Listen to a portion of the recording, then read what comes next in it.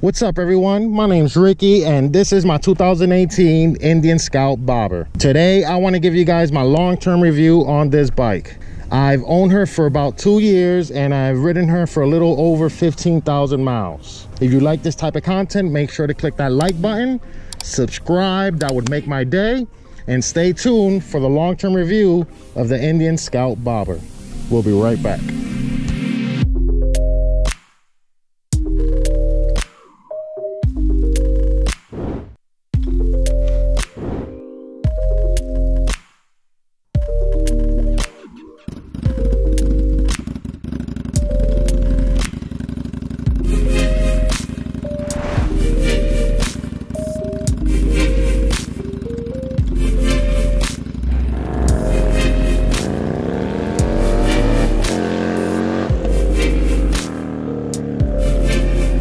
We bought the Indian Scout Bobber on May 26, 2018.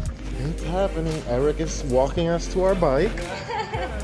It was Saturday, Memorial Weekend. Not a lot of people in the dealer. I didn't get to ring the bell. No celebration, but I didn't care. She was finally mine. The ABS, okay? We're in run and then... Now, let's get one thing straight. I love the Indian Scout Bobber, but after close to 2 years with the bike and 14,000 miles, I definitely have some opinions about the good and the bad of the Indian Scout Bobber.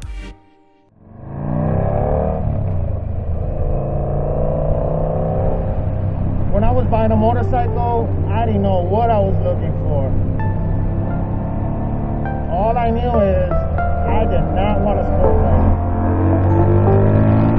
With very limited experience with motorcycles, I had no clue where to start. So I went to YouTube. I spent hours and hours watching videos trying to figure out what type of motorcycle I wanted. Once I decided on a cruiser, I narrowed it down to a few options and a price point. Then I saw this video where they compared one of the most famous cruisers, the Harley-Davidson Iron 883 and the Scout 60. I'll include a link in the description. To be honest, I was rooting for the 883. Growing up, I wasn't a fan of Harleys.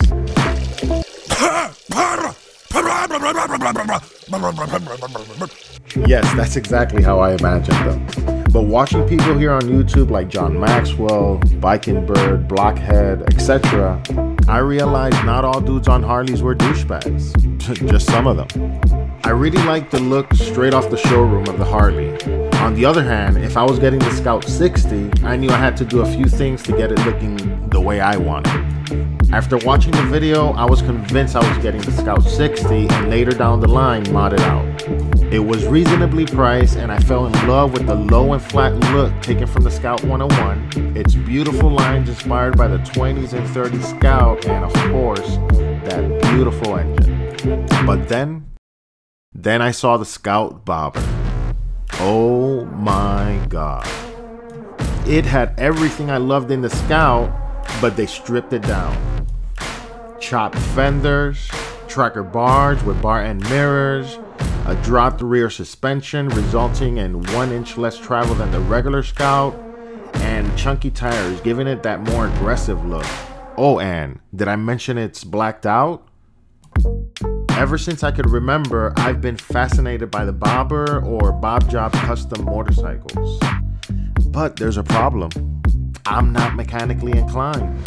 I had barely any experience with motorcycles and I'm not that hardcore. I wear purple pants for crying out loud.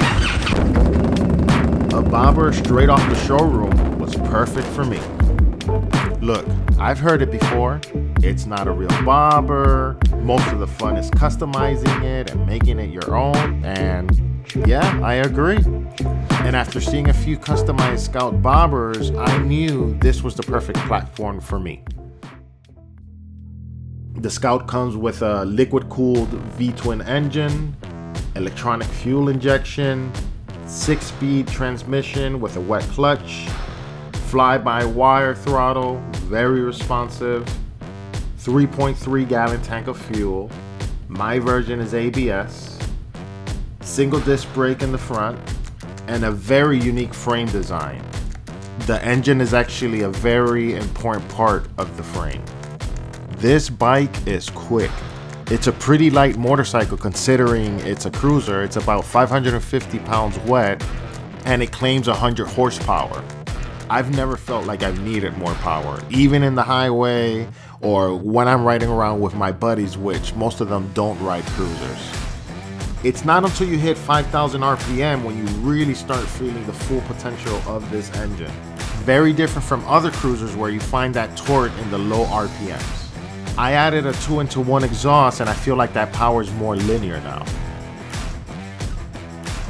The bike has a 25.6 seat height.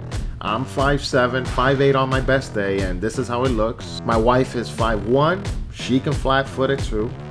It has a 4.8-inch ground clearance, 29-degree lean angle, not the best, but we'll talk about that a little later. It has a 2-inch rear travel, which is 1 inch less travel than the regular Scout. Stiff shocks, which helps with the handling in the curves. Blacked out instruments. Some of them look a little cheap, to be honest. The lean cancel indicator is pretty awesome when it works. The grips, you know, I still have the stock ones. I definitely want to change them, but you know, they've done their job. Sure, I absolutely love the Scout Bobber's mean, low stance and its minimalistic look, but it does come at a cost. Comfort. I feel like an absolute badass riding this bike. But after a few hours, reality checks in and I'm feeling like an old beat up man all over again. On the Scout Bobber, you're leaning forward because of the tracker bars, so you're folded in half. Like a taco. The Bobber does come with mid controls that are 1.5 inch closer than the regular Scout, but again, this bike is not made for long distance travel. Not that you would buy a motorcycle with the name Bobber attached to it expecting otherwise, right? Now saying that, I have taken this bike on long distance travels with my wife. These are some of the things that I do to help out. I stretch my legs and put them over the pegs. I also put my legs on the rear pegs when my wife is not riding with me. I do this little thing where I rest my chin on my hand. Even though I have stopped doing this because I saw this crazy video on Instagram that scared the crap out of me. The center of gravity in the Scout is super low, making it very nimble and flickable. Even though it's a cruiser and it has that fat front tire, it handles very well. That said, you are limited by that 29-degree lean angle. In my case, it's even less because of the exhaust I chose. It's a very stiff ride, again, no surprises, and a lot of the people that have upgraded the shocks claim a night and day difference. The problem for me is that all the ones I've seen lift up the rear substantially, which I personally don't like. Again, this is a case where you sacrifice comfort for looks, and I'm perfectly okay with that trade-off. And following that line, I really like how the stock seat looks. I'm not going to criticize it for being uncomfortable, which don't get me wrong, it is. My problem is it doesn't have that little lip. So when I push on that throttle, I feel like I'm falling off and I have to hold on to dear life. On the highway, it's not as bad as you think. The fact that you're leaning forward actually helps out with that wind hitting you straight on. But again, I'm not saying it's comfortable. It is not made for long distance. I think it's pretty obvious that I'm in love with this bike. And if you don't believe me, go ahead and check out my Instagram. Anyways, there's a few things that I don't like in this bike. But to be completely honest with you guys, I'm just nitpicking. But it is a review, so I wanted to give you guys the whole full experience. Anyways, let me show you guys what I'm talking about. This is one of the things. With the stock seat, it leaves these little marks here. I don't know if you can see it, but I'll give you guys a little close-up. Not a big fan. I wish they would have added some springs to the pegs. That would be nice. And another thing that I don't like is that you could take off with the kickstand still down. Even though I did like the look of the stock tires, they didn't last too long, and in my opinion, the rear one was way too thin for the look of this bike. I went ahead and added this 180 by Avon to the stock rim, ridden her for over 10,000 miles, and I haven't had any issues. Another one of the things is the limited amount of aftermarket parts that you have for this bike. It's gotten a lot better since 2018 when I first got the bike, but definitely something to keep in mind, especially when you compare it to other brands like Harley-Davidson.